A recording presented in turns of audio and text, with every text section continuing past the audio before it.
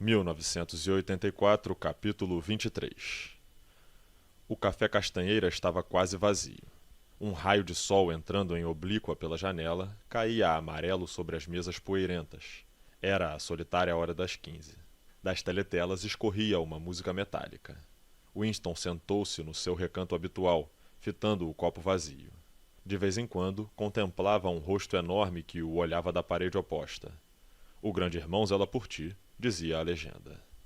Sem que o chamasse, o garçom veio e encheu o seu copo de gin Vitória, pingando algumas gotas de outra garrafa com um canudinho atravessando a rolha.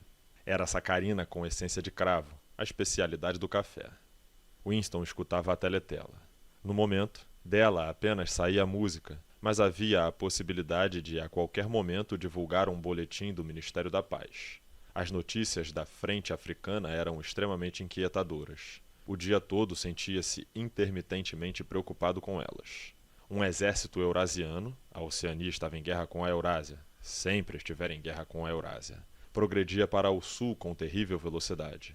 O boletim do meio-dia não mencionara nenhuma área definida, mas era provável que a foz do Congo já fosse um campo de batalha. Brazzaville e Leopoldville estavam em perigo. Não era preciso olhar o mapa para saber o que significava. Não era apenas questão de perder a África Central. Pela primeira vez em toda a guerra, o território da Oceania estava ameaçado.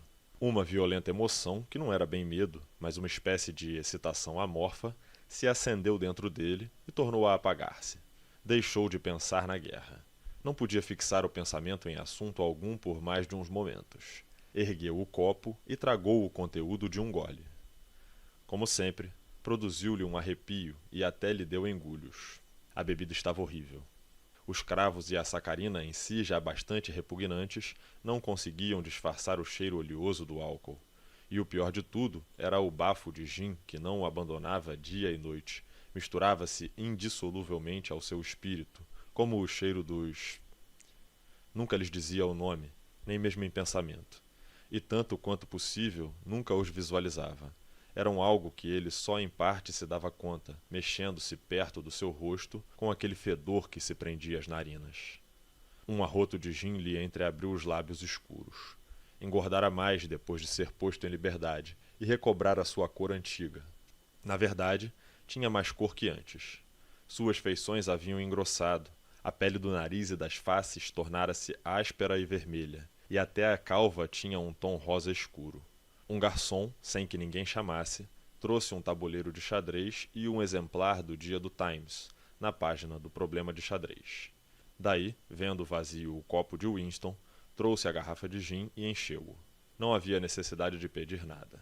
Conheciam seus hábitos.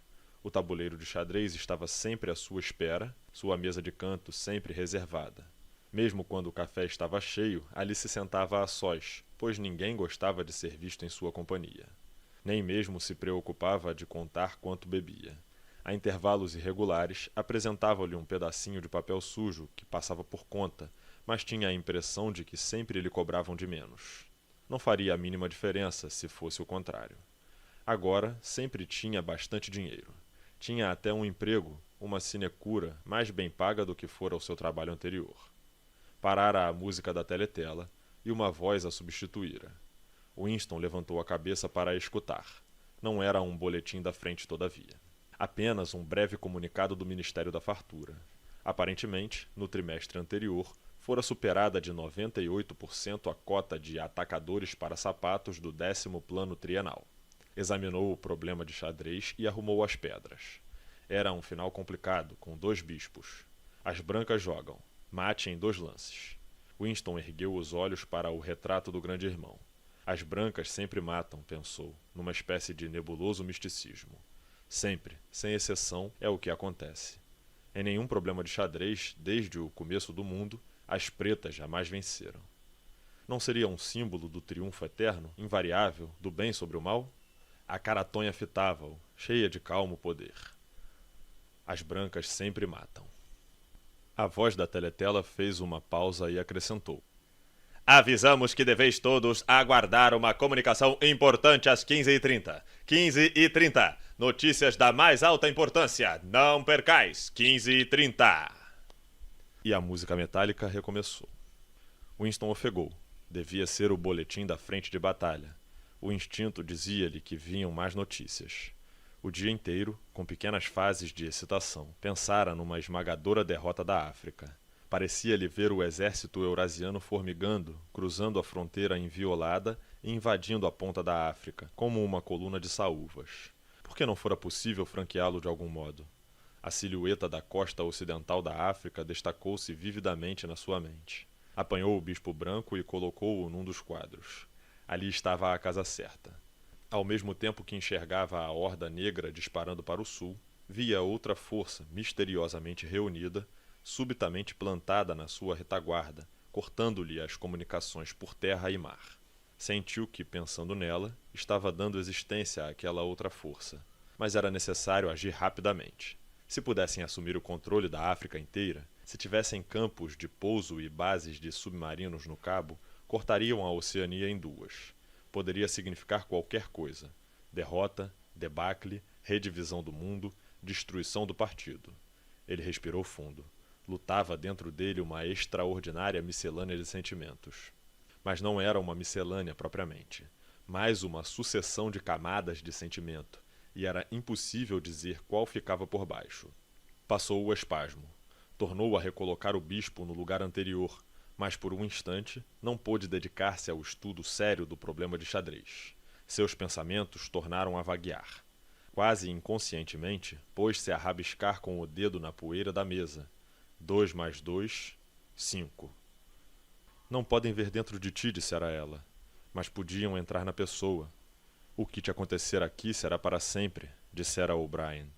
E era verdade.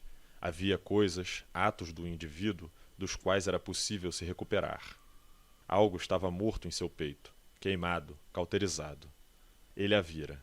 Chegara até a falar-lhe. Não havia perigo nisso. Sabia, quase instintivamente, que agora não se interessavam mais pelo que fizesse. Poderiam ter combinado novos encontros se algum dos dois tivesse o desejo. Na verdade, haviam se encontrado por acaso.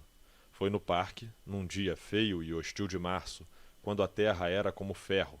Toda a relva parecia morta e não havia flor em parte alguma, exceto alguns crocus que haviam arriscado ser despetalados pelo vento.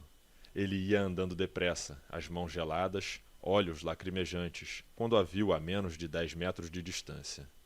Imediatamente percebeu que ela mudara, de modo mal definido. Quase se cruzaram sem um gesto, mas ele voltou-se e seguiu-a quase sem interesse. Sabia não haver perigo, já ninguém se ocupava dele. Ele não falou. Caminhara obliquamente pela grama, como se tentasse se desvencilhar dele. Depois parecera resignar-se a tê-lo ao lado. Dali a pouco estavam no meio de uma touceira de arbustos desfolhados e escalavrados, que não serviam nem como esconderijo, nem como abrigo contra o vento. Pararam. Fazia um frio nefando. O vento assoviava por entre os galhos secos e sacudia os pobres crocus sujos. Ele passou o braço pela cintura da moça. Não havia teletela, mas devia haver microfones escondidos. Além disso, podiam ser vistos. Não importava, nada importava. Poderiam deitar no chão e fazer aquilo se quisessem. Sua carne gelou de horror só de pensá-lo. Ela não reagiu de modo algum ao toque do braço de Winston, nem ao menos tentou se livrar. Ele soube então o que havia mudado nela. Tinha o rosto macilento e havia uma longa cicatriz, parcialmente oculta pelo cabelo, rasgando a testa e a fronte. Mas não era essa a mudança. Sua cintura engrossara e, de modo surpreendente, enrijara também. Ele lembrou-se de uma vez em que, após a explosão de uma bomba-foguete, ajudara a puxar um cadáver debaixo dos escombros, e como se assustara não apenas com o peso incrível do corpo, como também com a rigidez e a dificuldade de segurá-lo, que davam mais a impressão de pedra do que de carne. O corpo dela dava aquela impressão. Ocorreu-lhe que a textura de sua pele também era muito diferente do que fora. Não tentou beijá-la nem falaram. Enquanto atravessaram o portão, de volta, ela olhou-o de frente pela primeira vez. Foi apenas um olhar momentâneo, cheio de desprezo e repugnância. Ele indagou de si mesmo se se tratava de uma repugnância oriunda do passado ou se inspirada também pelo seu rosto inchado e a água que o vento persistia em fazer-lhe brotar nos olhos. Tinham sentado em 2 cadeiras de ferro, de lado, mas não muito juntas. Viu que Júlia estava a pique de falar. Ela esticou alguns centímetros o pé do sapato deselegante e deliberadamente quebrou um graveto. Ele observou que os pés da moça pareciam ter se alargado. Eu te traí. Eu te traí. Júlia lançou-lhe um outro olhar repugnante. Às vezes ameaçam a gente com coisas que não se pode aguentar, não se pode nem pensar. E então a gente diz, não faça isso comigo, faz isso com a outra pessoa, faz com fulano, com cicrano. Mais tarde, talvez, finjas até que se tratava apenas de uma estratagema, mandar que o fizesse a outro e que não era sério. Mas não é verdade. Na hora que acontece, a gente fala sério. Pensa que não há outro jeito de se salvar, e se dispõe a salvar-se daquele modo. A gente quer que a coisa aconteça ao outro. Não se importa que sofra. Só importa a gente. Só nós temos importância. Só nós temos importância. E depois disso, já não se sente o mesmo pela outra pessoa. Não, já não se sente o mesmo. Não parecia haver nada mais a dizer. O vento colava-lhes à pele os macacões delgados. Quase imediatamente tornou-se incômodo ficar ali calados. Além disso, estava frio demais para continuarem sem se mexer. Ela disse qualquer coisa a respeito do trem subterrâneo e levantou-se. Precisamos nos encontrar outra vez. Sim, precisamos nos encontrar. Seguiu-a irresoluto por alguma distância, meio passo atrás. Tornaram a falar. Ela não procurou se desvencilhar dele, porém andava com passo bastante rápido, de maneira a evitar que a alcançasse. Ele resolvera acompanhá-la até a estação do subterrâneo, mas de repente essa coisa de seguir uma pessoa lhe pareceu insuportável e inútil. Dominou-o o desejo não tanto de se afastar de Júlia, como de voltar ao Castanheira, que nunca lhe parecera tão atraente como naquele instante. Teve uma visão saudosa da sua mesinha de canto, com o jornal, o tabuleiro de xadrez e o copo sempre cheio de gin. Sobretudo, não faria frio. No instante seguinte, e não por acaso, ele permitiu que um grupo de pessoas o separasse dela. Fez uma tentativa desanimada de alcançá-la, depois reduziu o passo, voltou-se e saiu na direção oposta. Depois de ter caminhado uns 50 metros, voltou-se e olhou para trás. A rua não estava cheia, mas quase não podia distinguir. Podia ser qualquer daquelas figuras apressadas. Talvez o corpo engrossado e enrijado não fosse mais reconhecível por trás. Na hora que acontece, a gente fala sério, dissera ela. Ele falara sério. Não apenas o dissera. Desejara-o. Desejara que ela e não ele sofresse os... Algo se modificou na música que escorria da teletela. Dominava, partida e zombeteira, uma nota amarela. E então, talvez não estivesse acontecendo, talvez fosse apenas uma lembrança tomando forma de som, uma voz cantou.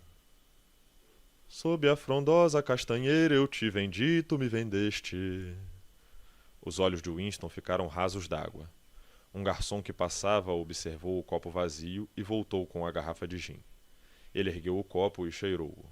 Quanto mais bebia, mais horrível se tornava a tisana, mas tornara-se o elemento em que nadava. Era sua vida, sua morte, sua ressurreição. Era o gin que o mergulhava no estupor todas as noites e o gin que o revigorava todas as manhãs. Ao despertar, rara vez antes das 11, as pálpebras coladas, a boca ardente e as costas moídas, sentia impossível abandonar a horizontal se não fosse a garrafa e a xícara no criado mudo. Passava um par de horas sentado, olhos vazios e vidrados, garrafa à mão, escutando a teletela. Das 15 à hora de fechar, estava sempre no Castanheira. Ninguém mais se importava com o que ele fizesse. Nenhum apito o acordava, nenhuma teletela o admoestava. Ocasionalmente, 2 vezes por semana talvez, ia a um empoeirado e esquecido escritório do Ministério da Verdade e trabalhava um pouco. Fora nomeado para o subcomitê de um subcomitê que surgira de um dos inúmeros comitês que tratavam das dificuldades menores aparecidas durante a compilação da 11ª edição do Dicionário de Novilíngua. Cabia-lhes redigir um chamado relatório provisório, porém ele nunca descobrira a respeito do que deveriam escrever. Parecia ligar-se à questão da colocação das vírgulas antes ou depois das aspas. Havia outros 4 no comitê, todos pessoas em semelhantes condições. Havia dias em que se reuniam e logo debandavam de novo, admitindo francamente que, na verdade, nada tinham que fazer. Mas outras ocasiões, atiravam-se ao trabalho quase com ânsia, fazendo uma fita enorme de minutar seus relatórios pessoais e redigir longos memorandos que nunca terminavam. Quando a discussão sobre o que deveriam fazer se tornava extraordinariamente complicada e obtusa, com sutis divergências sobre definições, enormes digressões, brigas e até ameaças de recurso e autoridade superior. E então, de repente, o entusiasmo se apagava e eles ficavam em torno da mesa, entrefitando-se com olhos defuntos, como duendes que se desvanecem ao cocoricar do galo. A teletela calou-se um instante. Winston tornou a levantar a cabeça. O boletim. Mas não. Apenas mudavam de música. Tinha o mapa da África na retina. O movimento dos exércitos era um diagrama, uma flecha negra avançando para o sul, na vertical, e uma seta branca rasgando para o leste, na horizontal, cortando a haste da primeira. Como para se tranquilizar, contemplou o rosto imperturbável do cartaz. Seria concebível que a segunda flecha nem ao menos existisse? Seu interesse caiu de novo. Bebeu novo gole de gin, apanhou o bispo branco e deu um lance experimental. Cheque. Evidentemente, porém, não era o lance certo, porque... Sem que a chamasse, uma lembrança lhe voltou à mente. Viu um quarto iluminado à vela, com uma vasta cama, coberto por uma colcha branca, e ele próprio, com 9 ou 10 anos, sentado no chão, sacudindo um copo de dados e rindo-se nervosamente. Sua mãe estava sentada à sua frente e também ria. Devia ter sido um mês antes dela desaparecer. Fora um momento de reconciliação, em que esquecera a fome atenazante do ventre e ressuscitara parcialmente a antiga afeição. Lembrava-se lucidamente do dia, da chuva forte em que a água escorria pelas vidraças e dentro da casa estava escuro demais para ler. Tornara-se insuportável o tédio das 2 crianças presas num quarto escuro e apertado. Winston queixava-se e resmungava, fazia fúteis pedidos de comida, perambulava nervoso pelo quarto, tirando tudo do seu lugar e dando pontapés nas paredes até os vizinhos reclamarem, dando murros do outro lado. Enquanto isso, a menina gemia intermitentemente. No fim, sua mãe dissera: "Fica bonzinho que eu te compro um brinquedo. Um lindo brinquedo. Você vai gostar muito dele." E saíra para a chuva, indo a uma lojinha próxima, que ainda abria esporadicamente, e voltara com uma caixinha de papelão contendo um jogo de obstáculos. Podia ainda lembrar-se do cheiro da cartolina. Era um jogo paupérrimo. A prancha da corrida de obstáculos estava rachada, e os dados de madeira eram tão toscos que mal caíam de lado. Winston fitara o brinquedo embrulhado sem interesse. Mas então sua mãe acendera um toco de vela e sentara no chão para jogar. Dali a pouco ele estava entusiasmado, gritando e dando gargalhadas, quando as pedras subiam cheias de esperança e caíam nas arapucas, voltando quase ao ponto de partida. Tinham jogado 8 partidas, ganhando 4 cada um. A irmãzinha, muito pequena para compreender o jogo, fora instalada entre travesseiros na cama, e ria porque via os outros rindo. Durante a tarde toda tinham sido felizes os 3, como na primeira infância. Ele expulsou a cena da memória. Era uma lembrança falsa. De vez em quando era perturbado por essas falsas recordações. Não tinha importância, contanto que soubesse do que se tratava. Algumas coisas tinham acontecido, outras não. Concentrou-se de novo no tabuleiro e tornou a apanhar o bispo branco. Quase no mesmo instante, largou-o com ruído sobre o tabuleiro, e estremeceu como se lhe tivessem dado uma alfinetada. Um agudo toque de clarim cortara o ar. Era o boletim. Vitória! O toque de clarim, antes do noticiário, sempre significava vitória. Uma espécie de arrepio elétrico percorreu o café. Até os garçons pararam prestando atenção. O clarim provocara uma onda de barulho. Já uma voz excitada tagarelava na teletela, mas antes de começar fora quase abafada pelos vivas e urras na rua. A notícia se propagara como por arte de magia. Podia-se ouvir apenas o suficiente do que saía da teletela, para perceber que tudo acontecera como previra. Um vasto exército transportado pelo mar, secretamente concentrado, um golpe repentino na retaguarda do inimigo, a flecha branca cortando a haste da negra. Fragmentos de frases triunfantes se faziam ouvir por entre o berreiro geral. Vasta manobra estratégica, perfeita coordenação, derrota integral, 500.000 de prisioneiros, completa desmoralização, controle de toda a África, leva a guerra a uma distância invisível do fim. Vitória! A maior vitória da história humana! Vitória! Vitória! Vitória! Sob a mesa, os pés de Winston fizeram movimentos convulsos. Não se movera do lugar. Porém, mentalmente estava correndo à pressa, misturando-se com a multidão, vivando até ensurdecer. Tornou a olhar o retrato do grande irmão. O colosso que dominava o mundo, a rocha contra a qual as hordas da Ásia debalde se haviam arremessado. Pensou que havia 10 minutos. Sim, 10 minutos. Havia dúvida em seu coração quanto ao caráter das notícias da frente de batalha. Vitória ou derrota? Perecera mais um exército eurasiano.